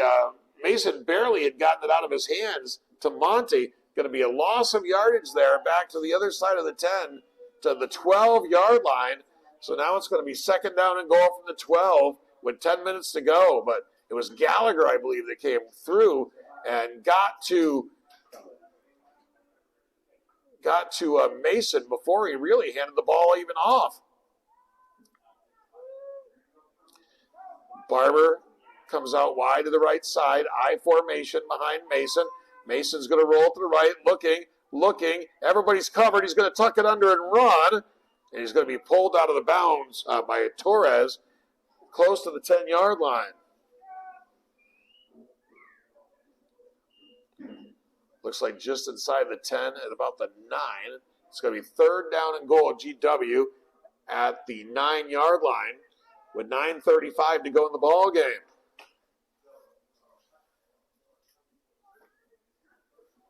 So after that big pass play to Tommy Barber, GW trying to get a little closer here. Mason takes a snap, back to pass, throws out in the flat, and it was almost intercepted. It was caught by Monty, but looks like they actually, I was going to say no gain. Looks like they might have actually lost a little bit there. But actually where they put it down is right about the same spot. So, no, they did lose a couple yards back to the 12s. They lost about 3. So fourth and goal coming up here for GW from the 3-yard line. Or from, I beg your pardon, the 12-yard line. I was thinking about that. Still had the loss of 3 yards in my brain. So they're going to run out of the shotgun here. Barber's on the right side. It's a poor snap, and they have no chance to even do anything with the play. And Cobleskill-Richmondville will hold, and they'll take over on downs with 8:41 to go here in the ball game, and a 24-6 lead.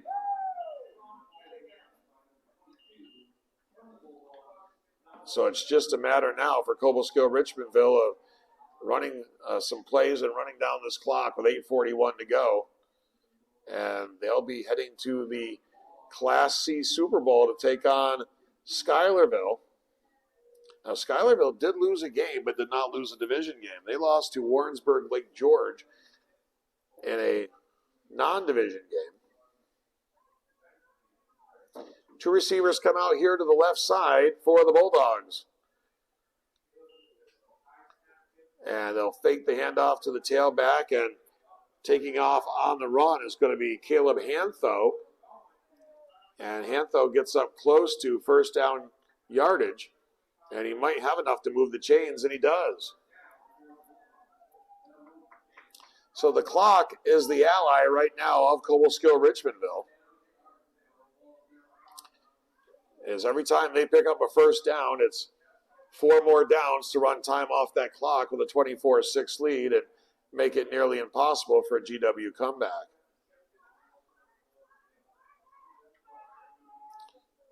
York comes out here to the left side. Hantho in the shotgun with Henry back there with him. He'll take the snap, hand off to Henry, and Henry's across the 35, up across the 40 to about the 42-yard line.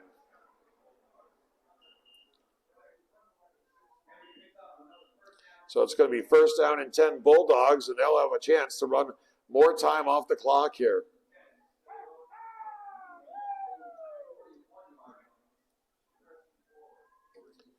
So first down and 10 at the 42-yard line, 7:34 to go in the ball game.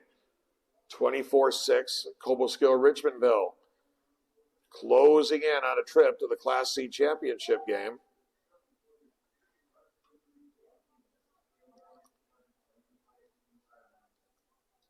Presumably against the Black Horses of Schuylerville, who had that big lead at the half against Fonda. York comes out wide to the left side. Shotgun for Hantho. Hands off to Henry. Henry across the 45 to about the 48-yard line. Towel Boy's getting a workout tonight, having to run off and on the field to try to keep that football as dry as possible. Getting a good bit of exercise, getting a good workout. That's right.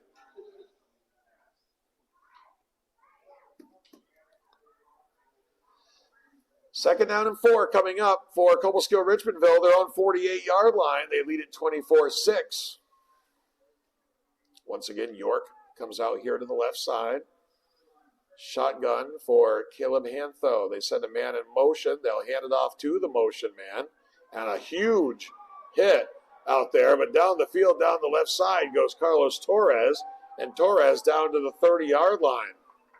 Brandon Beaver, I believe it was, laid an absolute lick on number 73,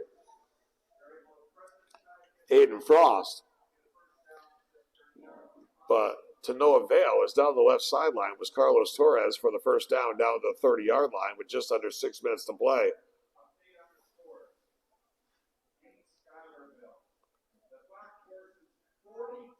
So I'm getting the score from the radio guys next door.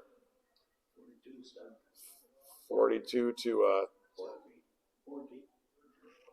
14, Schuylerville up on Fonda Fultonville. Here's a little counter play. Jackson Torres had a hold of Carlos Torres. He got away, and then Chad Monty with the big hit on Carlos Torres. So it was Torres against Torres there for a little bit. But it's a pickup of positive yardage by Carlos Torres. It's going to be second down and 4 coming up for Cobleskill-Richmondville. And right now, as I mentioned, it's just a clock game now. The Bulldogs they're going to obviously try to put it in the end zone if they get the opportunity, but right now, just running the clock is the main strategy. Second down and 6 at the 26-yard line. Hantho takes the snap, hands off. No, he faked the handoff to Henry. And here we are again. Hantho doesn't run the ball very often, but when he does, there's going to be a late hit out of bounds as he was well off the sideline. But Hantho doesn't carry it a lot, I was saying before the flag, but when he does carry it, he seems to be very, very difficult to bring down for the GW defense. Kind of magician-like out there at times. And it's going to be a late hit personal foul on GW. Yeah, it was a good call, as Hantho was well out of bounds when that hit came on. And even though that hit was out of bounds, this is a hard-hitting GWT. We've seen that all year long. That was just a hard hit that they should have thought better of. But it's down to the 7-yard line. First down goal. Hantho's going to keep it on the ground. This is Kyber Henry. And he's close to the end zone. It would look like Brandon Beaver on the tackle for GW. And he threw Henry ahead, close to the goal line. And it looks like they're going to say he's down at about the 2. So it's going to be second down and goal for the 2-yard line for Cobleskill-Richmondville with 4 minutes to go here in the football game. And it looks like it's going to be Schuylerville and Cobleskill-Richmondville in the Class C Super Bowl. Going way out to the right side is Ben York. And it's going to be Carlos Torres on the carry. Did he get in the end zone? They're saying no. Stop short inside. And now they do come with the touchdown signal. A belated touchdown signal, but it is a touchdown for Cobleskill-Richmondville. And they increase their lead out to 30-6 here with 3:29 to go in the game. So it's a 2-yard run by Carlos Torres. And now the extra point kick by Becker, and it's up and good. And with 3:29 to go here in the ball game, it is Cobleskill-Richmondville 31 and Granville-Whitehall 6. Tonight's game from the Telescope Casual Furniture Broadcast Center, brought to you by Telescope Casual Furniture, manufacturing in Granville for over 100 years. Voted the ICFA Manufacturer of the Year in 2019, 2021, and 2022.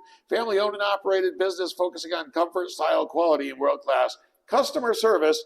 That's Telescope Casual Furniture. And certainly a big shout-out to the staff over at Telescope for helping to bring high school sports coverage your way and many other things, actually, your way, such as the Best of the Lakes Region Awards that we had a few weeks back. Always a fun event. My wife and I were in attendance and enjoyed ourselves tremendously. And we'll have the Best of Washington County coming up as well. Always great to get out and honor the local businesses that do such a good job in our area up in the Washington County and Rutland County, Vermont, New York border country area. So the return kickoff here with 3:29 to go in the ball game by Brody Becker. Gavin Kramer back along with Tommy Barber. It's a low line drive kick. It's going to be taken by Kramer at the 20, has the 25, has the 30, up to the 35-yard line. And he's brought down there. It looks like number 13 on the tackle, Ben York.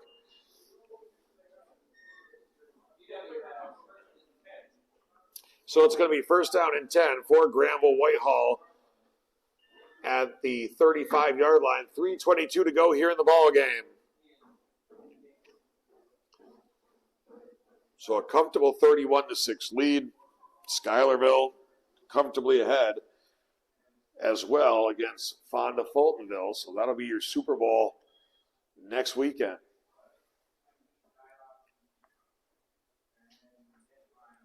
Should be a great ball game. Both teams can light it up, no doubt about that. Both teams have a lot of talented weapons.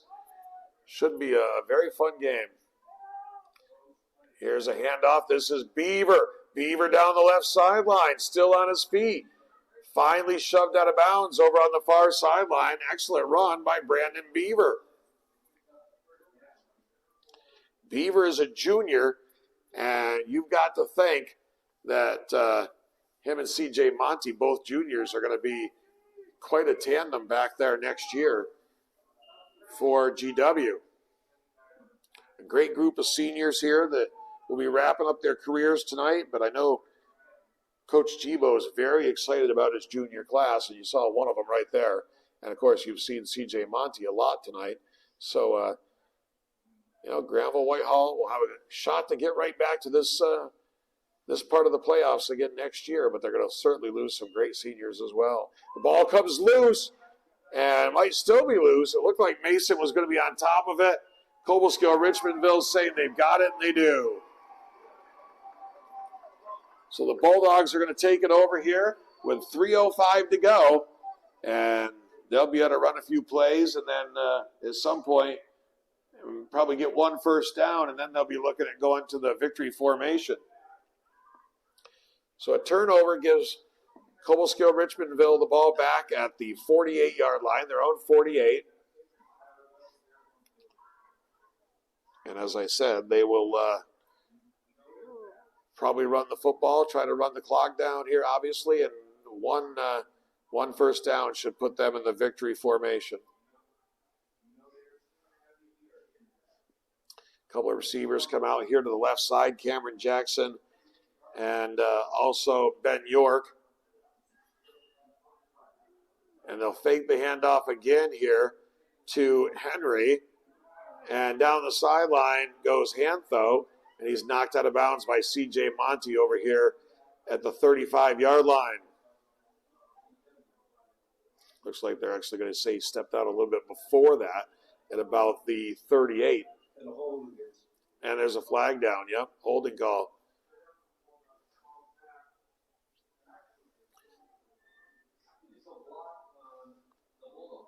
So it's going to push the Bulldogs back. Fairly irrelevant here at this point, with a comfortable 31-6 lead and 2:53 to go.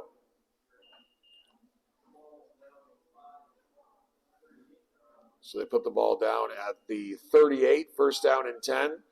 Once again, it's going to be York coming out here to the left side and Jackson out to the right side. Hantho works from the shotgun, takes a snap, hands off to Kyber Henry. Henry gets across the 40-yard line before he's stacked up there.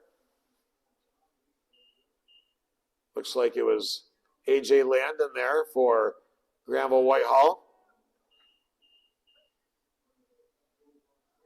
on the play.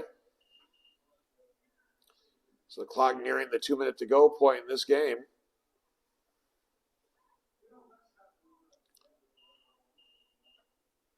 So it's going to be second down and long here, but right now the clock is the enemy of GW and the friend of Cobleskill-Richmondville. They'll bring both York and Jackson out here to the left side. Hantho's going to work from the shotgun. He's got Kyber Henry just to his left, and a couple of steps ahead of him.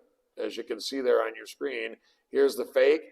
And once again, it's going to be Hantho, and he's going to get down the left sideline. He's got some running room, and he's knocked out of bounds by A.J. Landon. And now a very late flag coming in on a late hit at the end of this play.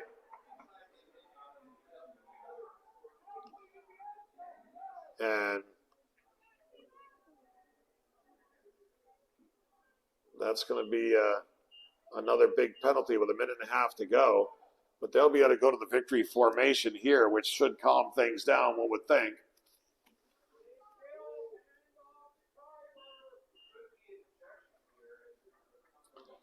You know, I hear the guys in the radio booth talking about it too, and I don't know if they gave the signal for another ejection there, but they did not. But it very well could have been.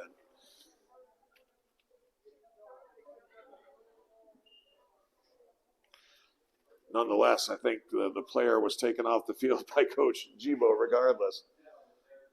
So they do go to the victory formation here. Clock starts, a minute 20 to go, so it'll be a couple of kneel downs here for Caleb Hantho and the Cobleskill-Richmondville Bulldogs, and they'll be able to start enjoying this one and then setting their sights on the Schuylerville Black Horses.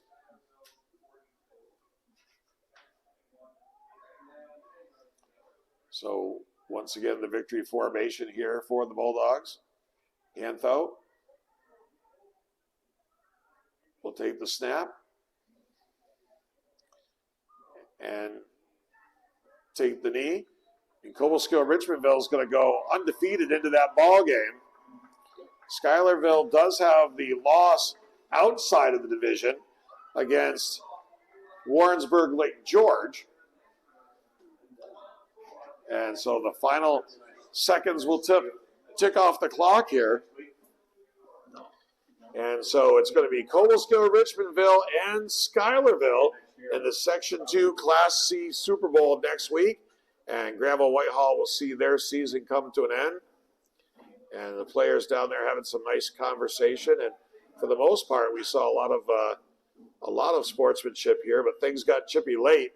2 ejections and another big hit late in the game that resulted in not an ejection, but I think Coach Gibo ejected his player at the end of that one. But other than that, you know, like I said, let's not let a couple of plays mar what was a game that had a lot of great sportsmanship out there on the field. And we saw a lot of plays where Granville-Whitehall players were helping up Cobleskill-Richmond players, and Cobleskill-Richmondville players were helping up Granville-Whitehall players, and you saw a nice conversation down the field between Caleb Hantho and some of the Granville-Whitehall kids at the end. And, you know, and that's what high school sports should be about, and that's what you like to see. So it's going to be Cobleskill-Richmondville coming away with the win here, and a 31-6 convincing victory here for the Bulldogs. And they'll go to the championship game against the Black Horses of Schuylerville.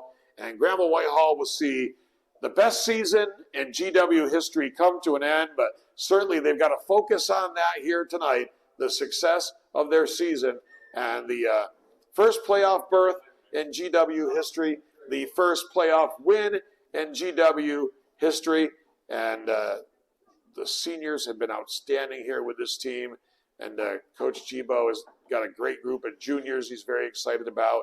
So this is not an end point for Granville-Whitehall football. I think it would be very easy to say that this is a starting point and a start of something special for Granville-Whitehall football. First playoff win, first playoff appearance, and a very bright future for this program. And can't wait to see it. And congratulations to the seniors on their outstanding careers here in the maroon and gold, and certainly good luck to them. You know, one thing those seniors, folks, are never going to have taken away from them. They're always going to be the first team in Granville-Whitehall history to go to the playoffs, and they're always going to be the first team in Granville-Whitehall history to win a playoff game, and that's something that they're always going to be able to look back on and tell their kids about someday for sure. Once again, our final score here from Cobleskill-Richmondville 31, and Granville-Whitehall 6, and the Bulldogs will take on the Black Horses of Schuylerville in the Section 2 Class C Super Bowl. Our game tonight's been brought to you by Telescope Casual Furniture, manufacturing in Granville for over 100 years. That's Telescope Casual Furniture, our sponsor of the Telescope Casual Furniture Broadcast Center. And we'll be back with high school basketball in a few weeks, and can't wait to get that going after a few weeks off here. For our producer and cameraman, Eric, I'm Keith Harrington saying so long from Cobleskill. This has been the Section 2 Class C semifinals for high school football on Nivet Media Sports. Have a good evening, everybody.